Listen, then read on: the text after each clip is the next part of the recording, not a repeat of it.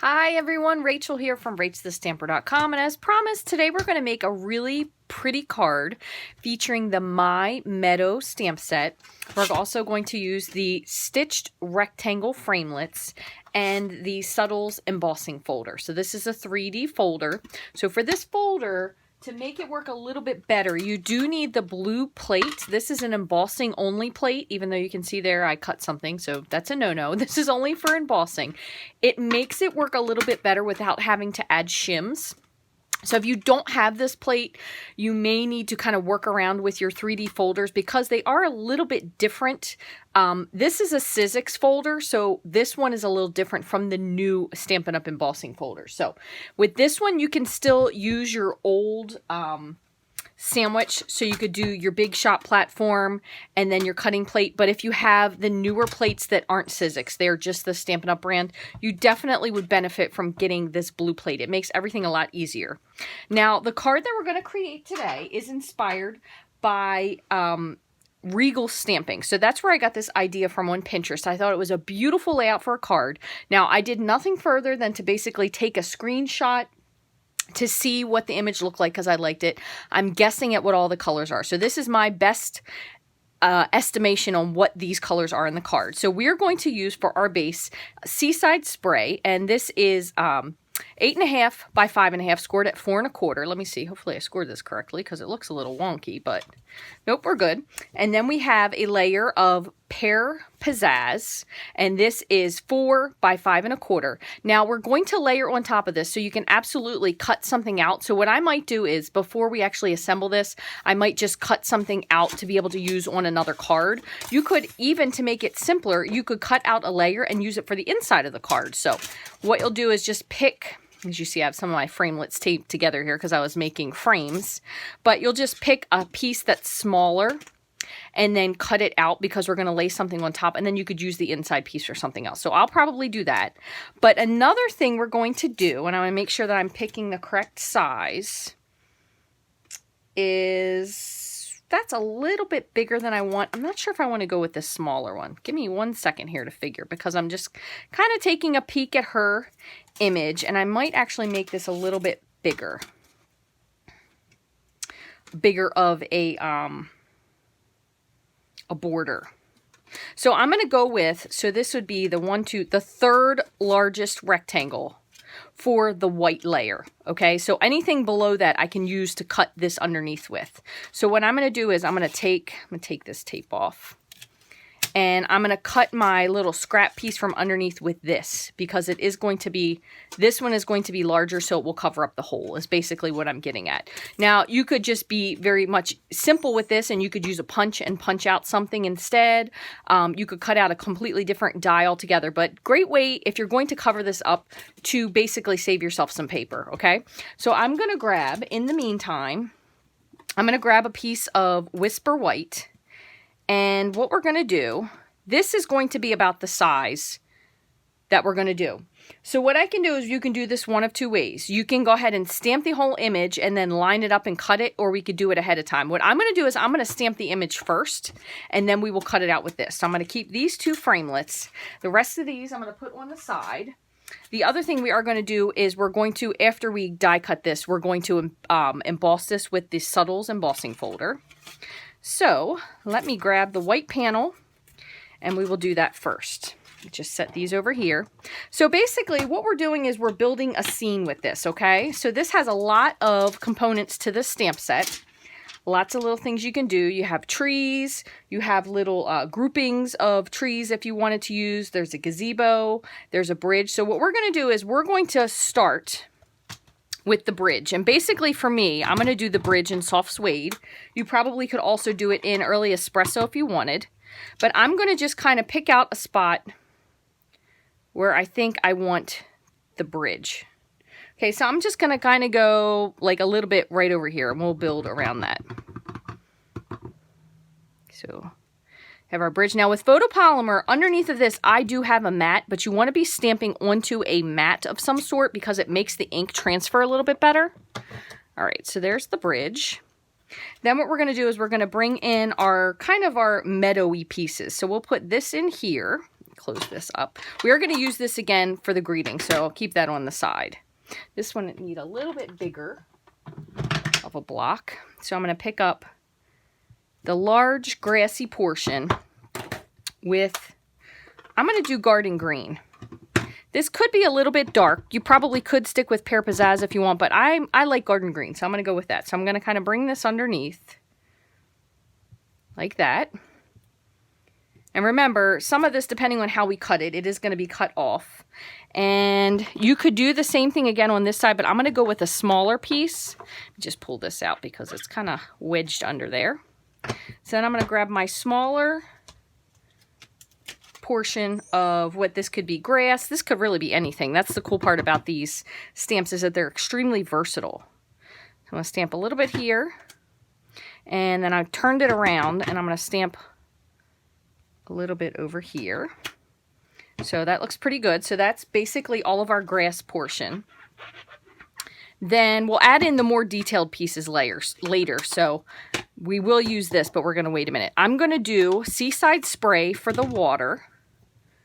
And for the water, same thing again. Now, you could do this piece, but kind of since this goes upside down, it fits in here kind of nicely. So I'm going to start that way.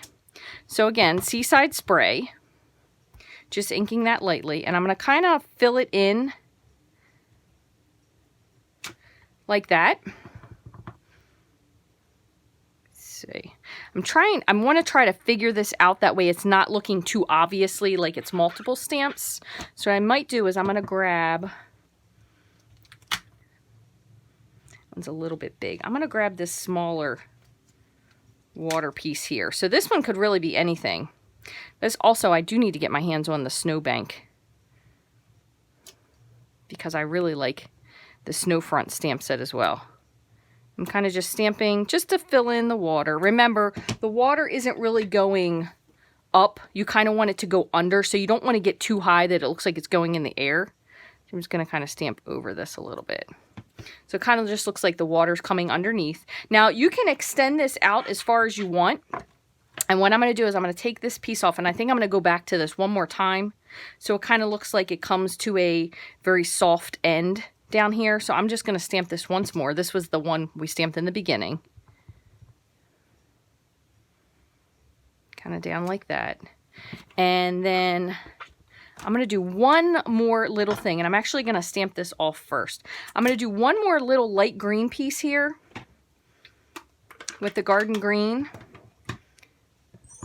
Just stamping really lightly just to kind of bring the grassy portion down just a little. So remember, we still are going to trim this, so it's not exactly set in stone. So there we have that.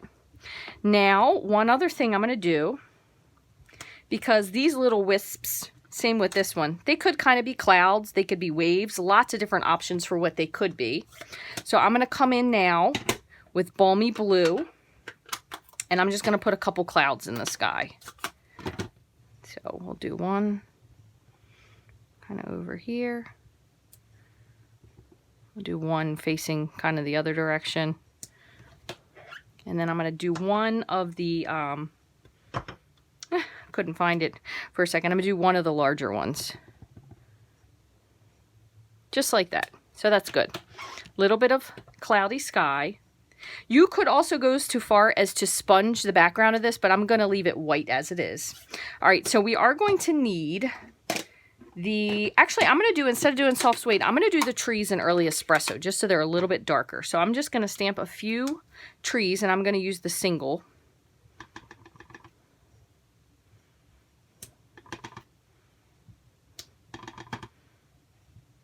Things look nice in threes, so I'm going to go with 3.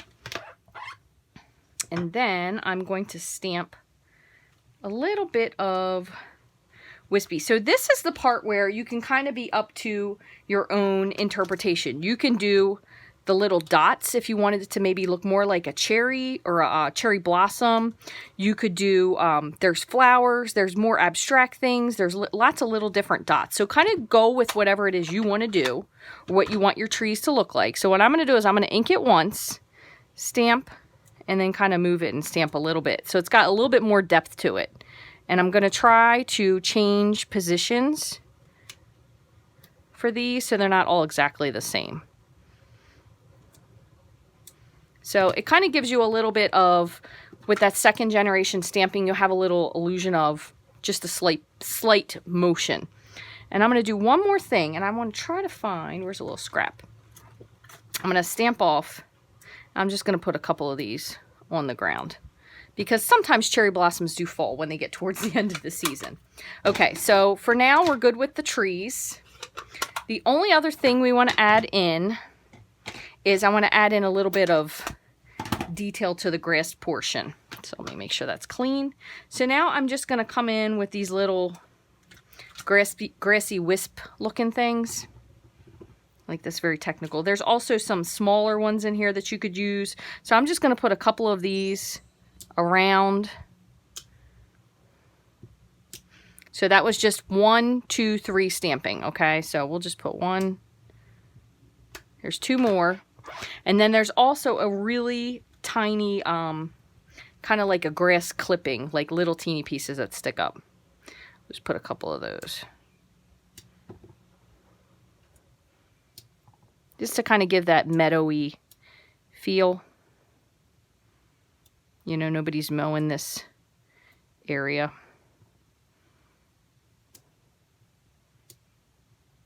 All right, so I think that feels pretty good. So one more thing you can do just to kind of give the illusion that this is going somewhere, and I'm going to do this, I'm going back again once more to do this, just because I kind of want the feel of it. I'm going to add in a couple more clouds, but what I'm going to do is I'm going to add them so they go off the page. That way, regardless of which way I end up trimming it, and I want the balmy blue, whichever way I end up trimming it will have a little bit of a partial cloud. So I'm going to put one over here. And then we'll put I'm just flipping it upside down. We'll put one over there. I think that looks pretty good. All right, so that's pretty, I won't say it's an exact copy because it isn't, because mine has a little bit more depth to it. Now, one other thing, if these little spots here where they're white bother you, the other thing you can do is you can go in, and same thing I kind of just did with my,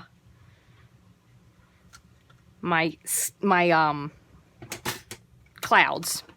So I'll go in with the same thing. So this is like that cloud stamp. I'm going to stamp it off, and then I'll kind of fill in just that little grassy area if it's too much white. But you don't have to do this. But if you feel like the white is too much, that's just something extra you can go ahead and with there. Kind of flip it around different directions. Okay, so I feel pretty good about this. So now what we're going to do, let me move this over. Now what we'll do is we're going to just trim this up. I mean, even this looks cute. Look at that. That was just stamping off. It looks like a little flower. So you could even do the little sideways cloud with a flower, and it would look like a pretty abstract flower with a leaf. Really pretty. So many things you can do with these stamp sets. That's the most amazing part about these. I just love these stamp sets for that reason. Now, one thing, they don't come with greetings. So I've not seen any of them yet come with greetings, but they're so versatile, you can pretty much pair them with anything. So what we're going to do now is we're going to kind of line this up and decide where we're going to trim. So I really do like the trees over here with the 3 trees and this piece. I think I might come down, trying to make sure it looks for the most part pretty square. And I'm just going to take a piece of purple tape. So this will be the piece that I'm going to cut this from. So that's going to be our picture. And then this one I'm just going to run through just to save this piece. So I'm going to cut this one first, and then I'm going to run it through with the subtle folder. Okay, so let me move a few of these things. I'm going to put these away. That way I can still kind of show you. I'm going to keep that one out in case I decide that's the color I want to use, and we can kind of move this over. So I will bring in the Big Shot. So we're going to do the embossing second. So I'm going to cut first, emboss second. So what I'm going to do is I'm going to see if I can manage to get both of these on my platform at the same time. One thing I want you to be mindful of is when you have a square side or a line, you don't want it to go straight through with the, any kind of die cutting or embossing machine. You don't want it to go straight through. So when you put it on here, put it so you have it kind of centered where you want it, and then just turn it just so it's a little bit askew, so it's not going through the hard edge straight. So you don't want to like that. You can go just a little bit. I'm going to see if I can fit both of these in. Move this down a little bit because I don't want to cut that piece. That'll be my luck. The one spot it goes through double will be on the green. All right, so I'm going to crank this through.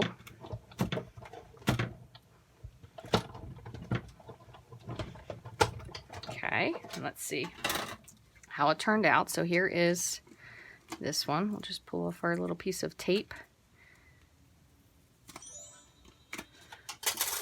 I'm sorry, it's a very windy day. That is my sky bell going off. So it's really pretty. So it kind of brought down the focus of that picture. So there's one. And I made a little tiny crease here, but we won't see that once we emboss it. So this is just our little extra scrap piece that we created from the center since we're going to cover it up. So we'll put that on the side. Now the other thing we have to do is emboss this piece. So I'm just going to slide this in. I kind of like lining it up there with that line that goes across so you can make sure that, especially if you have something that's a pattern, that you would notice that it is or isn't going to be straight. So I tend to do that. So let's see if this one, nope, this one's a little bit too thick. So let me grab my other ones. I figured since I haven't done it before, I might as well at least check. Let's see if this one works. Yeah, that has a little bit of pressure. So if you have the old style Sizzix 3D, you need your regular platform and then just one cutting plate. But if you have the new style 3D embossing folder that does not say Sizzix, you definitely want to use the blue plate, okay? Let me move all of this over.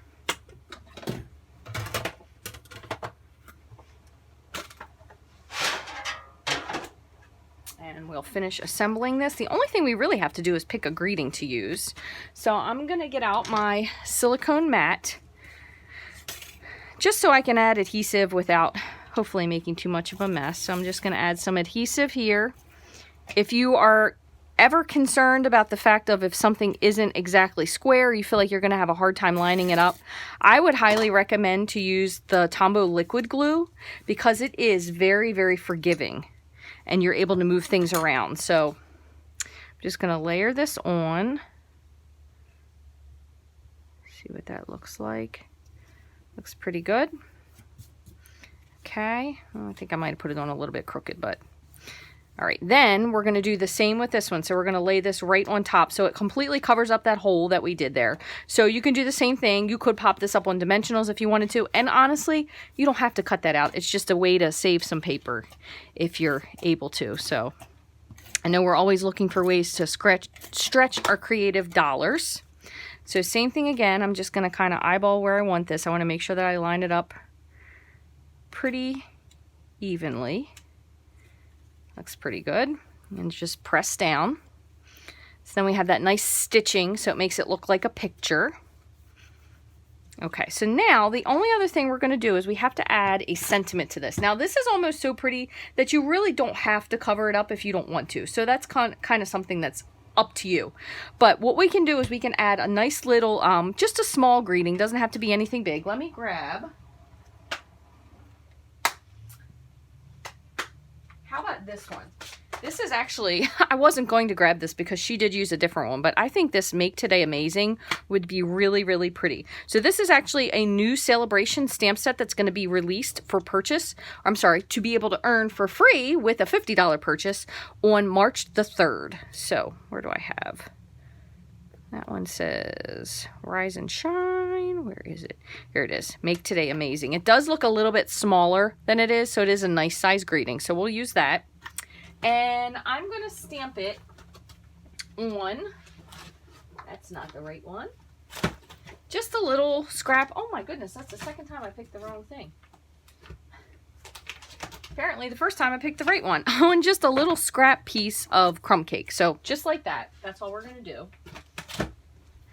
And we're going to stamp this in, I don't know if I want early espresso. I'm going to start with soft suede, and if it's not dark enough, we can flip it and restamp it. So just going to ink this up.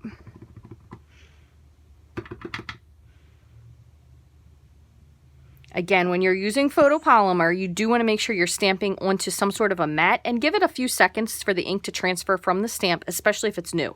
It's the first time I've used it. So I think that looks nice enough. I'm not going to make it any darker, so I'm not going to go with the early espresso. I'll just stick with the soft suede.